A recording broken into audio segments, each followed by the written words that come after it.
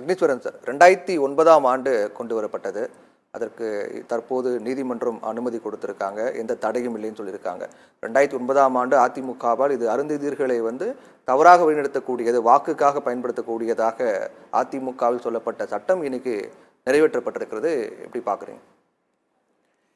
இது தமிழ்நாட்டில் சத்தியம் தொலைக்காட்சி இந்த உச்சநீதிமன்ற தீர்ப்பு, 7 நீதிபதிகள் கொடுத்த தீர்ப்பு, ஏறத்தாழ 500 பக்க தீர்ப்புகளை அது மாநில அரசு, தமிழக அரசு 2009 போட்ட இந்த சட்டத்தை ஏற்றுக்கொண்டிருக்கிறது. அதுதான் தீர்ப்பு. இப்போ இதில் அரசியல் கட்சிகளை தாண்டி மாநில அரசு, மத்திய அரசு இதை இந்த சத்தியம் தொலைக்காட்சி வாயிலாக மக்களுக்காக பேசணும்னு நான் பார்க்குறேன். தமிழ்நாட்டில் மொத்தம் 69% இடஒதுக்கீடு இருக்குது. அதில் பிற்படுத்தப்பட்ட மக்களுக்கு பிசிக்கு 30% இருக்குது. அந்த 30%த்தில் பிசி முஸ்லீம் என்று சொல்லக்கூடிய உள் இடஒதுக்கீடை கொடுத்தாங்க. அதுபோக 26.5% தான் பிற்படுத்தப்பட்ட மக்களுக்கு நடப்பு அரசு நடைமுறையில் இருக்குது. சரி, அதுக்கடுத்து எம்பிசி மிகவும் பிற்படுத்தப்பட்ட வகுப்பு, அதில் 20 விழுக்காடு இருக்குது. அந்த 20 விழுக்காடுல முந்தைய அரசு இதை நடைமுறைப்படுத்தினாங்க. எப்படி? 10.5% வன்னியர்களுக்கும் 7.5% டினோட்டிஃபை கம்யூனிட்டி என்று சொல்லக்கூடியவர்களுக்கும் மீதமுள்ள 2 விழுக்காடு மற்ற சாதியினருக்கும் என்று கொண்டு வந்தாங்க. ஏகே குலசேகரன் நீதியரசர் கமிட்டி போட்டாங்க. அது தரவுகள் வருவதற்குள் தேர்தல் அறிவிக்கப்பட்டாகிவிட்டது. அதனால் இல்லை, நடைமுறைப்படுத்த முடியல. அரசு தேர்தலை சந்திச்சது. திரும்ப அந்த அரசு ஆட்சி காரணத்துக்காக தான் அது தடை செய்யப்பட்டதா? எது சார்? தேர்தல் அறிவிச்சிட்டாங்க அதுக்குள்ள அப்படிங்கிறதுக்காக தான் அது நடைமுறைக்கு வரலன்ற. ஆமா, தேர்தல் அறிவிச்சாச்சு. அது முன்கூட்டியே செய்திருக்க வேண்டும், பண்ணல. ஆனால் அதற்கு பிந்தைய வந்த அரசு அதை உச்சநீதிமன்றம் வரைக்கும், மாநில உயர் நீதிமன்றம் அதை ரத்து செஞ்சிருச்சு, உச்சநீதிமன்றத்துக்கு போச்சு.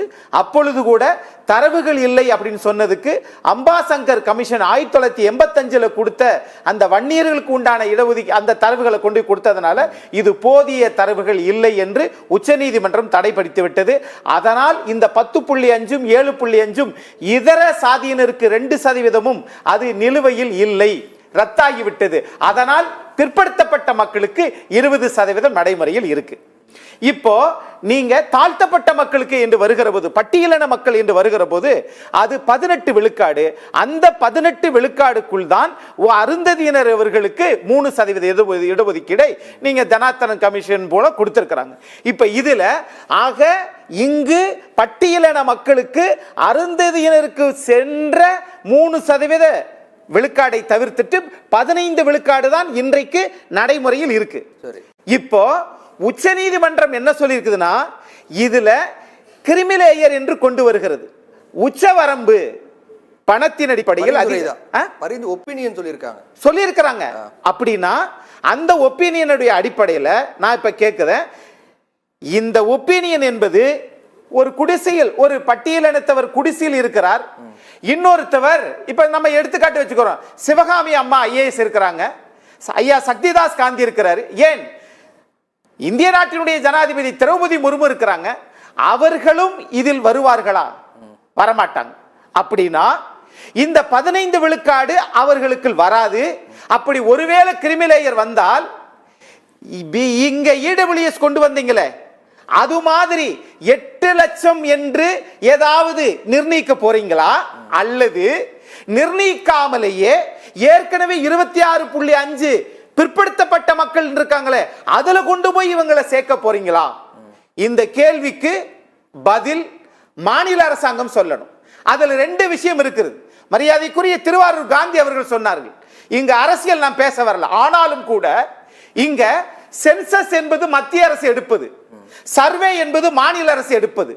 சர்வே என்பது மதிப்பீடுதல் செய்து மதிப்பாய்வு செய்வது. அப்படின்னா இந்த பகுதியில் இந்த குறிப்பிட்ட மக்கள் எத்தனை பேர் சொந்த வீடு வச்சிருக்காங்க, எத்தனை பேர் என்ன டிகிரி படிச்சிருக்காங்க, 10வது தான் படிச்சிருக்காங்களா, வேலைக்கு போயிருக்காங்களா இல்லையா என்பதை மதிப்பீடு செய்வது. அந்த மதிப்பீடு செய்வதை மாநில அரசு உச்சநீதிமன்ற அருந்ததியர் உள்ஒதுக்கீட்டை ஏற்றுக்கொண்ட மாநில அரசு இப்பொழுது கிரிமிலேயர் என்று சொல்லி இருக்குதே, அதை என்ன செய்ய போறாங்க? ஏற்கனவே பீகார் எடுத்துச்சு, அதுல உச்சநீதிமன்றம் எடுத்ததெல்லாம் சரி, ஆனால் இந்திரா சகானி வழக்குல நீங்க 50% மிக கூடாது. ஆக இந்த குறிப்பிட்ட சாதியினருக்கு நீங்க 50% கூட கொடுக்கறீங்களே, அப்ப அது வராது. ஒட்டுமொத்தமும் 50% மேல வந்திருக்கே, அதனால் இது செல்லாதுன்னு சொல்லிட்டாங்க. அப்ப இரண்டு கேள்விக்கு பதில் சொல்ல வேண்டியது, உச்சநீதிமன்ற தீர்ப்பு ஓகே ஏத்துக்கொள்கிறோம், ஆனால் அதை நடைமுறைப்படுத்த வேண்டியது இப்ப என்ன செய்ய போறீங்க? இது மாநில அரசு. அதே மாதிரி பழங்குடியினருக்கு இருக்கக்கூடிய 1% சரியாக அவர்களுக்கு சென்று கொண்டே இருக்கிறது. இப்ப நான் கேட்கிறது, இங்க அப்படியே மத்திய அரசுக்கு போயிடும். மத்திய அரசுல எடுத்துட்டீங்கன்னா பிற்படுத்தப்பட்ட என்று நாம் சொல்லுகிறோமே, மிகவும் பிற்படுத்தப்பட்ட, ஆனால் அங்கு எல்லாருமே OBC, other backward class. Mandal commission கொடுத்த 27% இடஒதுக்கீடு. அப்ப நீங்க அடுத்து கொண்டு வரக்கூடியது, இங்க எஸ்டிக்கு மத்திய அரசுடையது 7% கொடுக்கறாங்க. அப்போ அதற்கு பிறகு நீங்க எஸ்டிக்கு கொடுக்க வேண்டியது 15, எஸ்சிக்கு கொடுக்க வேண்டியது தாழ்த்தப்பட்ட பிற்படுத்தப்பட்ட மக்களை தாண்டி அவர்களுக்கு 15 விழுக்காடு கொடுக்கறாங்க. இங்க மத்திய அரசினுடைய இதுல 7.5, அதே மாதிரி பட்டியலின மக்களுக்கு 15%, தாழ்த்தப்பட்ட மக்களுக்கு சொல்லியாச்சு. இதுல நீங்க எம்பிசி என்று சொல்லுவத ஓபிசி, அதுக்கு 27%. இப்ப நீங்க 10% கொடுத்தீங்கல்ல, அதுக்கு 8 லட்சம் கொடுத்தீங்கல்ல, 8 லட்சம் கொடுத்தவர்களுக்கு கிரிமிலேயர் என்று சொல்லுவதை உச்சநீதிமன்றம் என்ன பார்வையில் பார்த்தது? இங்க 7 நீதிபதிகள் கொடுத்தது கிரிமிலேயர் என்று சொல்லுகிறார்களே, இந்த கிரிமிலேயர் என்பவர்கள் நீங்க எஸ்சி கோட்டாவில் படிச்சிட்டு அவர்கள் ஐஏஎஸ் ஆனதற்கு பிறகு, அவர்கள் வசதியானவர்களுக்கு பிறகு அவர்கள் கிரிமிலேயர் என்று சொன்னால் மாநில அரசு எதன் அடிப்படையில், எந்த சர்வே அடிப்படையிலே, சென்சஸ் அடிப்படையிலையா? சென்சஸ் என்று சொன்னால் 2011க்கு பிறகு மத்திய அரசே எடுக்கல, மாநில அரசு சென்சஸ் அண்மையில் எடுத்துச்சு பீகார், அது உச்சநீதிமன்றம் ஏற்றுக்கொள்ளல. எதன் அடிப்படையில் இது எடுக்க போறீங்க? அப்படி ஒருவேளை எடுத்தால் 10%க்கு 8 லட்சம் நிர்ணயிச்சீங்கல்ல, இங்க ஸ்டேட் கவர்மெண்ட் எதுவும் சொல்லலையே சார். இல்ல, அது கிரிமிலேயர் கூட அது வந்து ஒரு பரிந்துரையா தான் சொன்னாங்களே தவிர அது ஒரு ஆர்டரா போடல. எது 4 நீதிபதிகள் பரிந்துரைச்சிருக்காங்க, அவ்வளவுதான். அப்படி என்றால் 7 பேரில் 4 பேர் இது பண்ணிருக்காங்கன்னு சொன்னா இது அடுத்த அமருக்கு போகுமா போகாதா? ஏன்னா அந்த லேக் ஆஃப் லா, லாக்குனாஸ், எந்த இடத்தில் பிழை இருக்கிறதோ, எங்க இடத்தில் மக்களுக்கு சரியாக புரிதல் ஏற்படவில்லையோ, இது ஒட்டுமொத்த இந்தியாவிற்கான தீர்ப்பு சார். இந்திய அரசியலமைப்பு சட்டம் 334 படி நீங்கள் குறிப்பிட்ட மக்களுக்கு 10 ஆண்டுகளுக்கு ஒரு முறை நாம் நடைமுறைப்படுத்துகிறோம், அதில் எந்த பிரச்சனையும் இல்லை. ஆனால் இங்க அந்த குறிப்பிட்ட மக்களுக்குள் பொருளாதார கல்வியில் வேறுபாடு அடைந்து மேம்பாடு அடைந்தவர்களுக்கு கிரிமிலேயர் என்று வருகிற போது இதேது பிசிக்கும் வருமா? எஸ்சிக்கு வந்துருச்சா? எஸ்டிக்கு வருமா? நீங்க ஏற்கனவே 10% கொடுத்த இடபிள்யூஎஸ்க்கு வந்துருச்சுல 8 லட்சம். ஆக பிசிக்கும் எஸ்சிக்கும் எஸ்டிக்கும் இவர்களுக்கெல்லாம் இந்த கிரிமிலேயர் என்பது பொருந்துமா பொருந்தாதா? இதை எடுக்க வேண்டிய பொறுப்பு மத்திய அரசா மாநில அரசா? ஏன்னா உச்சநீதிமன்ற தீர்ப்பு ஒன்று சொல்லிருச்சுன்னா இந்தியாவில் இருக்கக்கூடிய எல்லா அரசாங்கங்களும் எல்லா நீதிமன்றங்களும் 142 படி அதை தலைவணங்கி ஏற்றுக்கொண்டாக வேண்டும்.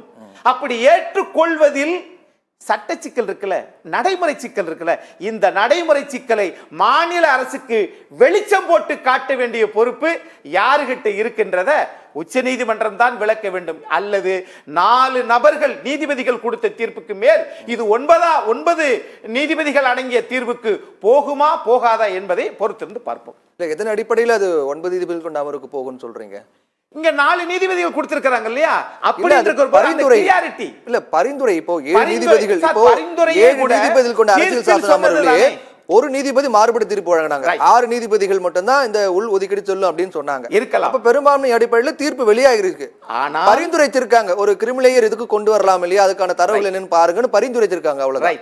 இப்ப நான் கேக்குறேன், நீங்க இதே ஐயா ஜனார்த்தனம் கமிஷன் மூலம் தான் இதை கொண்டு வந்தீங்க. இதே ஐயா ஏகே ராஜன் குழு மூலம் நீட்டுக்கு கொண்டு வந்தாங்க. ஆனால் நீட்டில இது வெற்றி பெற முடியவில்லையே. ஏன்? இதே அனந்த கிருஷ்ணன் கமிட்டி ஒன்று போட்டாங்க. இந்தியாவில் தமிழ்நாட்டில் மட்டும்தான் பொது நுழைவுத் தேர்வு இல்லை. எதற்கு? சட்டம், பொறியியல், மருத்துவம், இதுக்கெல்லாம் இல்ல. அன்னைக்கு 84 நாளையில மத்திய அரசு அனுமதி கொடுத்தாகி விட்டது. ஆனால் இதற்கு ஏகே ராஜன் குழுக்கு மத்திய அரசு அனுமதி கொடுக்காதனாலயா இந்த விளைவுகள் எல்லாம்? இப்ப கூட 10.5 ஏன் நடைமுறைக்கு வரல? உச்சநீதிமன்றம் தரவுகள் கேட்டது ஏன்?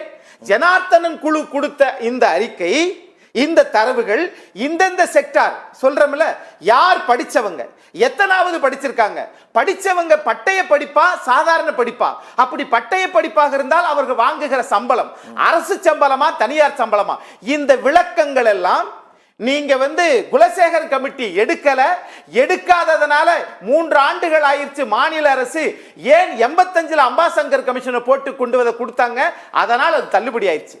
அப்ப இந்த கிளாரிட்டி மட்டும் நீங்க எப்படி இடபிள்யூஎஸ்க்கு கொடுத்தீங்களோ 8 லட்சம் என்று நிர்ணயித்தீர்களோ அதே நிர்ணயம் இங்க தாழ்த்தப்பட்ட பட்டியலின மக்களுக்கு கிரிமிலேயர் என்று வருகிற போது அந்த நிர்ணயம் உண்டா இல்லையா?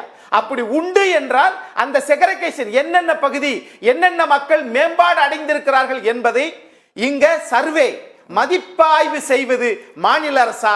மதிப்பாய்வு என்று வருகிற போது மாநில அரசு, சென்சஸ் என்று வருகிற மத்திய அரசு. இது மத்திய அரசின் பொறுப்பு தான் அப்படிங்கறத உச்சநீதிமன்ற தீர்ப்பு சொல்லி இருக்கின்றது நான் பார்க்கிறேன்.